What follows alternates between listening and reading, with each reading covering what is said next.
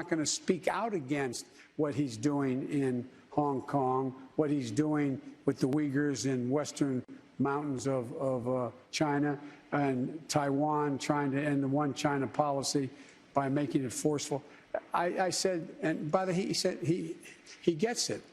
Culturally, there are different norms at each country, and their leaders are expected to follow. Policy matter believe that America should embrace warmly communist China. Joe Biden, one of the orders he signed, says you can't refer to the COVID-19 virus as the China virus or the Wuhan virus because, God forbid, we acknowledge where it came from and which country spent months silencing, oppressing, imprisoning the doctors trying to stop the spread of this virus. And the Chinese Communist government bears direct responsibility for the hundreds of thousands of lives that have been lost because of COVID-19. And the Biden administration, it seems virtually none of them are willing to actually say that out loud.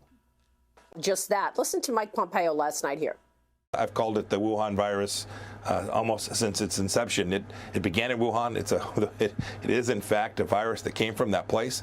We know that the Chinese Communist Party covered that up. We know that they disappeared doctors and journalists who wanted to write about it were told they couldn't. I hope, and I'm counting on this next administration to do what the American people demand of them and continue to confront the Chinese Communist Party. And as you say, we are no longer allowed to use the term China virus as the stomping on free speech continues drip by drip, Senator. By the way, Google CEO, the former CEO of Google, Eric Schmidt. Okay, I mean, you can't get worse than this. He warned today that China is surging to overtake the United States in critical areas. This from the former head of the company that walked away from the Pentagon and the Project Maven, remember that, so that it could go set up its AI office in Beijing. Real quick on that, I want to get to other issues before you go.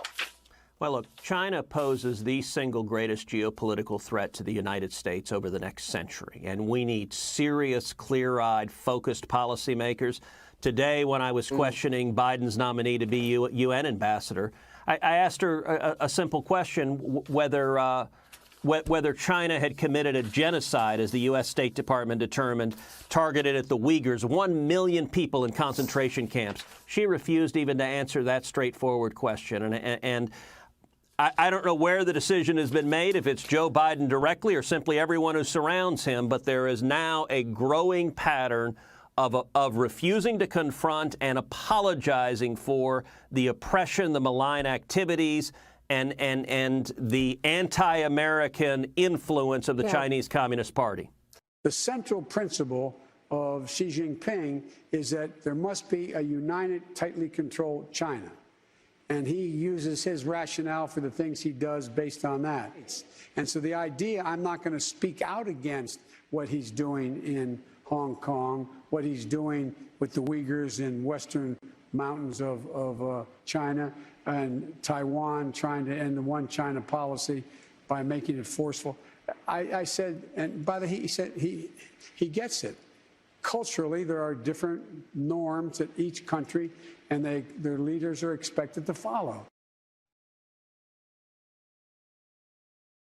And so the idea, I'm not going to speak out against what he's doing in Hong Kong, what he's doing with the Uyghurs in western mountains of China, and Taiwan trying to end the one China policy by making it forceful. I said, and by the he said he gets it.